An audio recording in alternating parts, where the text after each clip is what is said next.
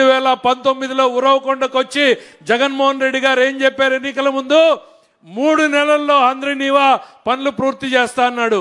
5 సంవత్సరాలలో గంప మన్ను తీలేనటువంటి వ్యక్తి చంద్రబాబు నాయుడు గారు వచ్చిన తర్వాత ఆర్థిక కష్టాలు ఉన్నాయి సార్, ఈ సంవత్సరం వద్దు నెక్స్ట్ ఇయర్ చేద్దామని అధికారులు అందరూ కూడా చెప్పినా ప్రసక్తే లేదు.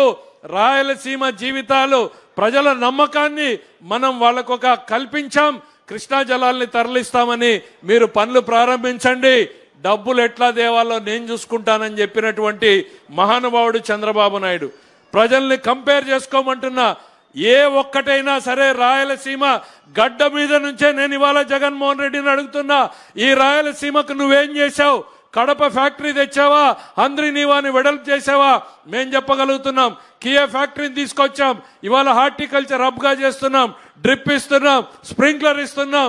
రాయలసీమలో ప్రతి ప్రాజెక్టుని కూడా పెట్టుబడులు పెట్టి ఖర్చు పెట్టి ప్రారంభించే రకంగా ఇవాళ చంద్రబాబు నాయుడు గారి పాలన జరుగుతూ ఉంది. జగన్మోహన్ రెడ్డి గారిని ఇదే హంద్రీనీవా వేదిక మీద నుంచి అడుగుతున్నా, మీరు కానీ మీ రాయలసీమలో ఉన్న నాయకులు కానీ హంద్రీనీవా మీద కాలువ గట్టు మీద చర్చకు సిద్ధమా అని నేను అడుగుతా ఉన్నా. ఏం మొహం పెట్టుకుని మళ్ళీ మాట్లాడతారు? ఇక్కడితో అయిపోలేదని చంద్రబాబు నాయుడు గారు నిన్న 2 రోజులు ఢిల్లీ, ఇవాళ కర్నూలు, నంద్యాల, రేపు తిరుపతి. ఎందుకు ఈ తపన, ఈ ఆరాటం?